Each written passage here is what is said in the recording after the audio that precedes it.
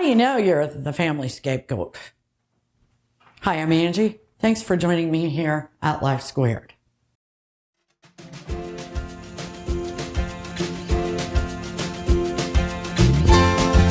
Welcome to Life Squared, brought to you by the Perfectly Imperfect Network, from imperfect folk everywhere.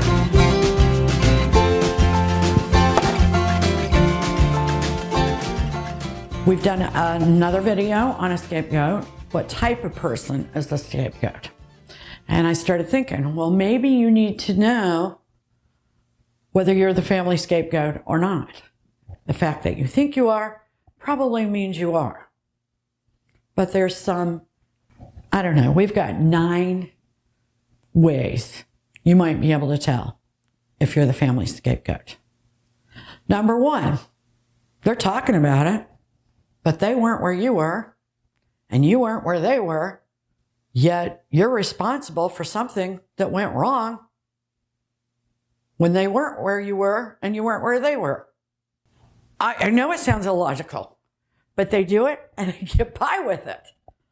Why? Well, first of all, you usually have more than one person involved, so they just agree with each other. Why? Because they need to. They have mental issues that make it to where they need somebody else to be the bad guy. They hate themselves. Number 2, even though you're telling the truth, they attack, misbelieve, and spread untruths about you. We have a video about triangulation and the triangulating personality. That usually happens at the other end of that is the family scapegoat. The true victim in that is the scapegoat. Number 3, there is a history of them slandering, verbally, and emotionally abusing, and perhaps even physically abusing you. But I'll tell you right now, it's usually verbally and mentally. Number 4, they accuse you of bad things they actually did. Yeah, really. I mean, and I will tell you, substance abusers can be the worst. They want to make everybody, especially the family scapegoat, the substance abuser. And you go, well, isn't the drug abuser usually the family scapegoat? No. Why? Because they're too weak. Why would you? I know we had a very serious drug addict in our family, a couple of generations away from me, but you know, everybody felt sorry and helped him. He was never, ever the family scapegoat, even when he did cause an awful lot of the family's problems. So that's really the way it goes. Number 5, you act out negatively. What? How? By not living up to your potential. Mostly out of fear of retaliation. And you go, that doesn't make sense. No, when you do good, they come out stronger and the attacks get worse. And so you think about that, you fear it, you fear success because of the people that are using you as a scapegoat, which is usually your family. Number 6, mentally, you're actually the healthiest family member. And a lot of times, psychologists figure out that you're the scapegoat, or the psychiatrist will, because you're always running there thinking you're crazy as all get out. And they help you to start to see that you're really not the problem. You're dealing with people that are a problem.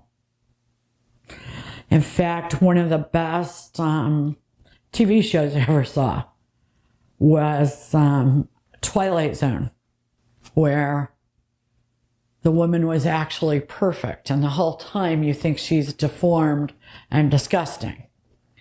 And it was really the rest of them that were. And I think that was a visualization of a scapegoat, because a lot of times the Twilight Zone was pretty deep that way. Number 7, you're ghosted and outcasted and the victim of triangulation. We mentioned that we have a video about triangulation, and we have a video about ghosting, and we do pretty much focus on family ghosting. They even oftentimes act disgusted by you. They have those looks and acts of disgust. Even when you do something good, it's really themselves that they're disgusted by. Number 8, even though you have successes, especially academic successes, they dismiss, belittle, and reject you and your successes. It's jealousy, and jealousy can be dangerous. Number 9, they invade your privacy, they slander you, they gossip, and they gaslight you. And we've got, I believe, videos on all of this. We also have a video on how to overcome being the scapegoat. And I sincerely beg you to take a look at that and try to get help for yourself and move on beyond your scapegoaters. Please subscribe to our channel and hit like. We appreciate you joining us here at Life Squared. We really appreciate you joining us today at Life Squared on the Perfectly Imperfect Network. To get more content, please consider subscribing. If you have any questions or feedback, we'd love to hear from you in the comments section. Thanks for watching.